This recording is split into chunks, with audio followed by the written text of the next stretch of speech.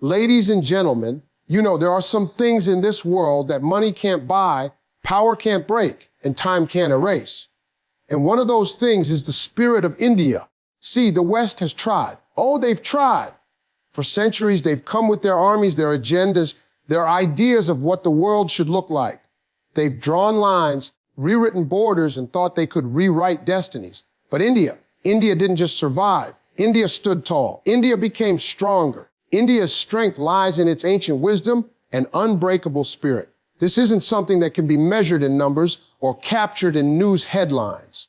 It's something that lives deep in the soil, in the traditions, in the everyday lives of the people. India's history is not a few hundred years old. It's thousands. Civilizations rose and fell, but the soul of India endured. When the West was still discovering its path, India had already mastered mathematics, medicine, astronomy, philosophy, and architecture. This ancient foundation gave the country a sense of identity that no colonizer, no outside force could erase. It's not about just holding on to the past, it's about carrying the past forward with pride. The teachings of the Vedas, the depth of the Bhagavad Gita, the logic of Chanakya, and the compassion of Buddha, these aren't just texts, they're lifelines that continue to shape how Indians think, act, and lead.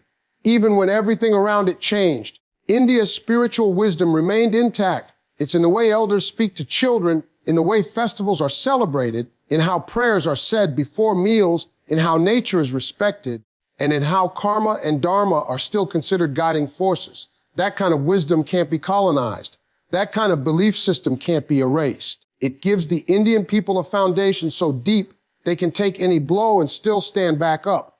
Colonization tried to break the country's back, but it only bent, never broke. Because the soul of a civilization that has already seen the rise and fall of empires doesn't panic when tested, it perseveres. This unbreakable spirit isn't loud. It's not about showing off, and it's not about revenge. It's quiet, steady, determined. It shows up in the farmer who wakes up before the sun and plants seeds with nothing but hope. It's in the woman who runs her home with strength, wisdom, and silent sacrifice. It's in the student who studies under a streetlight because his family can't afford electricity, but he dreams bigger than any limitation in front of him. That's the spirit that kept India going through colonization, partition, poverty, and political instability. You can push this country down, but you can never keep it there. It's not just about surviving hardships. It's about transforming them into opportunities. That kind of strength can't be borrowed or bought. It's earned. It's inherited through generations who knew what it meant to lose everything and still get back up with dignity. That's why India doesn't fear being underestimated. It has nothing to prove to anyone else because it already knows what it's made of. It's a country that's been through the fire and came out stronger. The West may have power, technology, and wealth, but India has heart, resilience, and an unshakable foundation built on ancient truths and timeless values. The resilience of India comes from turning struggle into success. This isn't a country that had an easy journey. From foreign invasions to colonization, from brutal famines to political instability, India has faced every kind of challenge a nation can go through. But each time, instead of breaking down, the people learned how to build back better. When the British left, they didn't leave behind prosperity. They left division, poverty, and a population in pain. But India didn't use that pain to cry out in defeat. It used that pain as fuel to rise. People stood in long lines not for food or fame, but for the right to vote, to rebuild, to reclaim their nation with dignity. This resilience shows up in the most unexpected places. It's in the street vendors who start with a single cart and end up owning restaurants. It's in the young girls from remote villages who now lead in technology, education, and sports. It's in the slums of cities like Mumbai, where people don't have much in material terms, but their dreams are skyscrapers tall. India has mastered the art of taking whatever is thrown at it and turning it into a lesson, a step forward, a new beginning. What the world sees as chaos, India turns into creativity. What others call setbacks, India turns into stories of strength. Every corner of India holds stories of triumph over difficulty. Whether it's the farmer who found ways to irrigate his fields during a drought, or the entrepreneur who started with no funding but disrupted industries with sheer innovation, India doesn't wait for perfect conditions. It creates its own. That's what resilience looks like. Not waiting for the storm to pass, but learning how to dance in the rain. You'll find rickety classrooms in small towns producing brilliant minds. You'll find crowded trains filled with workers who may not have much, but they carry big ambitions in their hearts. That determination to move forward no matter what stands in the way is a signature of Indian character. It's not just about surviving, it's about adapting. From rural villages to global cities, the people of India adapt quickly, creatively, and courageously. This is a nation that has embraced both tradition and technology without letting go of either. From the handloom to the high rise, from yoga to software, India weaves together the old and the new with unmatched skill. That's not just cultural intelligence, it's survival intelligence. It's what allows the nation to not just bounce back, but to leap ahead. The West looks at statistics and sees challenges. India looks at the same challenges and sees potential. That's the difference. That's the spirit of a people who face the worst and still dare to dream big. Because in India, the struggle is not the end of the story, it's the start of something greater. You can't defeat a nation built on unity and diversity. India is not just one language, one religion, or one way of life. It is a living example of how differences can coexist without losing individual identity. From the snowy peaks of Kashmir to the beaches of Kanyakumari, from the deserts of Rajasthan to the rainforests of the Northeast, India doesn't just tolerate diversity, it celebrates it. This is a country where over 600 languages and dialects are spoken, where every few hundred kilometers the food, the clothing, the customs, and the way of life completely change, yet the sense of belonging remains strong. This unity isn't forced, it's organic. It grows from respect, from shared history, from the understanding that strength doesn't come from sameness, it comes from embracing difference. In many parts of the world, differences divide people. But in India, differences often bring people together. A temple, a mosque, a church, and a gurdwara can share the same street, and on festivals, neighbors from all backgrounds join in each other's celebrations. Holi isn't just for Hindus, Eid isn't just for Muslims, and Christmas isn't just for Christians. These are moments that become community experiences where food, laughter, music, and prayer transcend boundaries. It's not about ignoring differences, it's about honoring them. That ability to honor what makes each group unique while still standing together as one nation is a powerful force that no external pressure can shake. Even politics, despite all its noise and chaos, reflects this diversity. In one election, you'll find candidates of every background, caste, and class competing, campaigning, and engaging with the people. Democracy in India is messy, loud, colorful, and beautiful. It doesn't always look perfect, but it always moves forward. And behind that movement is the will of a people who understand that their unity doesn't depend on uniformity. That understanding gives India a kind of resilience that can't be easily fractured. When you look at how India has survived and thrived despite its challenges, a big part of the answer lies in this unity.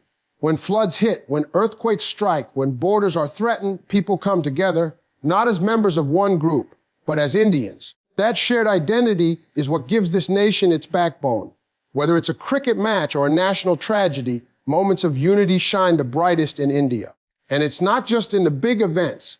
It's in everyday life, in classrooms where children from every background sit together, in offices where languages mix freely, in markets where cultures blend without tension. This unity in diversity is not just cultural, it's spiritual, emotional, and deeply embedded in the consciousness of the people. It teaches tolerance, empathy, and collective pride.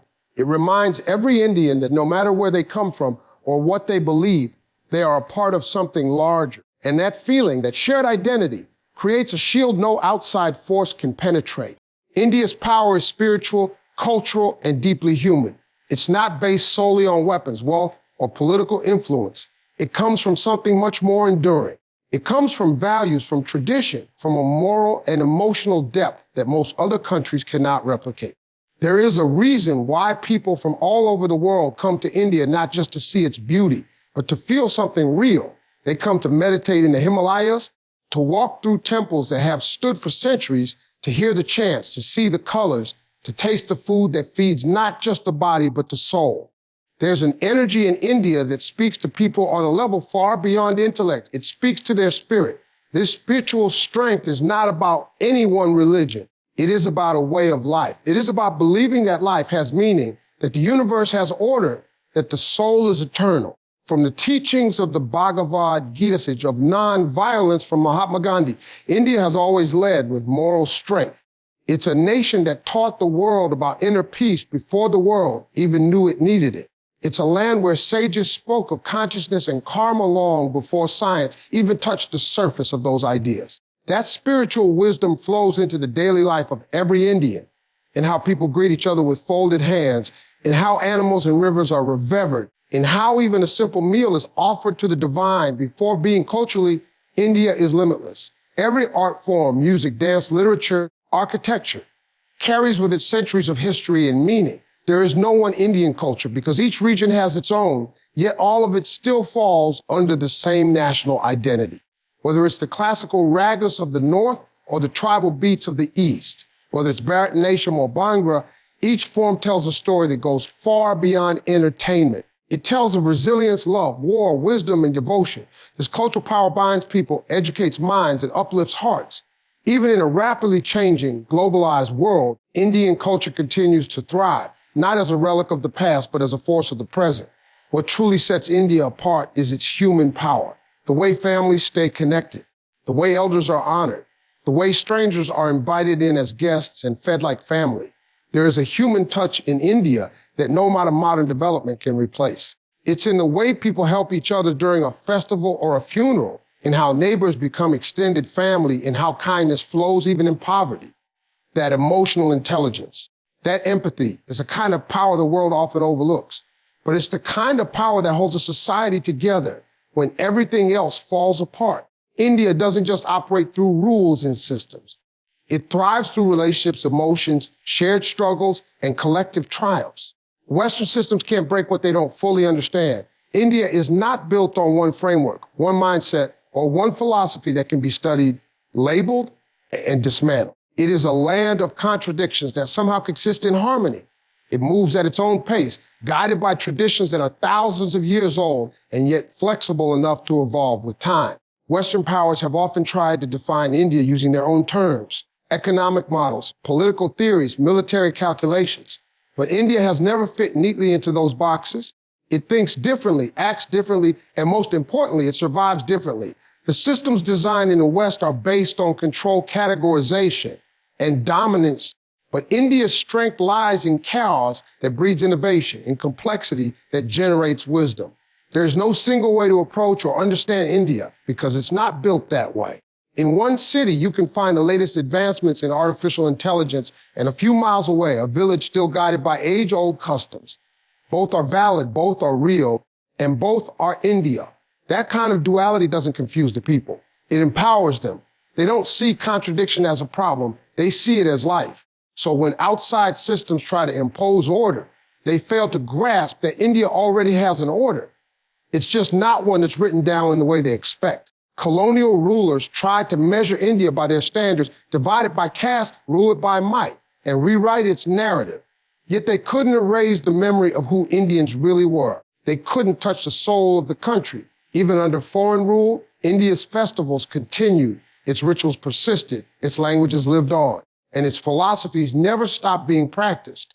The West often operates with a top-down mindset, but India functions in layers, in networks of relationships, beliefs, and values that are passed from generation to generation without needing official approval. This is what makes India so difficult to defeat or even predict. It's not just the population size or economic potential. It's the depth of cultural and spiritual independence. The mindsets that rule the West are based on competition, on constant productivity, on consumption. But India teaches the value of contentment, the strength of silence, the importance of reflection. You can't break a people who are not afraid to pause, to pray, to wait, to trust something beyond logic.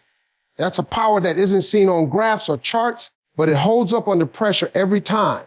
This is what makes India so difficult to defeat or even predict. It's not just the population size or economic potential. It's the depth of cultural and spiritual independence. The mindsets that rule the West are based on competition, on constant productivity, on consumption.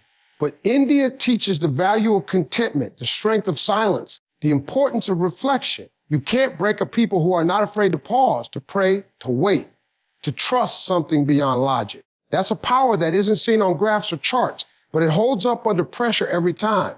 When Western models fail, they often collapse. But when India is under strain, it adapts, it rebalances, it survives, because its foundation isn't mechanical. It's human. It's based on relationships, on stories, on emotions, on beliefs that no algorithm can decode. That's why any force that tries to dominate India without understanding its essence ends up confused, frustrated, and ultimately unsuccessful.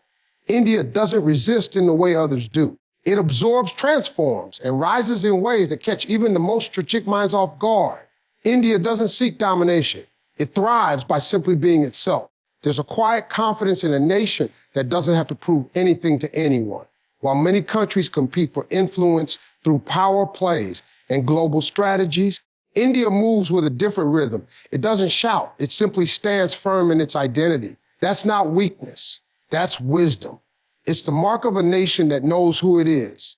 A nation that has seen empires come and go, ideologies rise and fall, borders shift, and power change hands. Through it all, India has held on to its core, not by forcing its way into the world spotlight, but by letting the world come to it.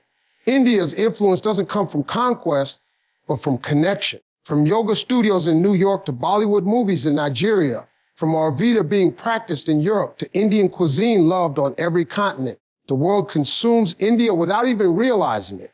But none of this was part of a global campaign. It happened naturally because authenticity travels. When something is real, people are drawn to it. And India has always been real. Real in its traditions, real in its spirituality, real in its flaws, and real in its wisdom. That realness is what makes it impossible to ignore. Unlike many global powers that push themselves outward, India focuses inward. It builds from within. It nourishes its villages, celebrates its cultures, uplifts its families, and educates its youth. The progress may not always look polished on the outside, but its roots run deep. In a world obsessed with surface-level success, India invests in the slow burn, in growth that is stable, meaningful, and lasting. The idea isn't to dominate, but to endure, to live in harmony, not in hierarchy. And that's a kind of strength that doesn't make headlines, but creates legacies. India doesn't have to erase other cultures to celebrate its own. It doesn't need to control other narratives to tell its story. It just has to continue living its truth, and that alone inspires millions. There's power in a nation that refuses to become a copy of something else. Power in a country that chooses to preserve its languages, protect its traditions, and pass down values from one generation to the next. In the eyes of the world, India might not always fit the definition of a superpower.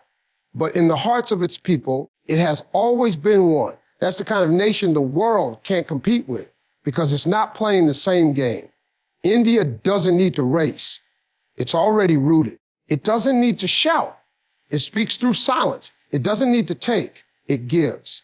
And that giving nature is what keeps it rich in spirit, in community, and in character. It thrives not by overpowering others, but by uplifting itself. That's why, while others chase control, India chooses consciousness.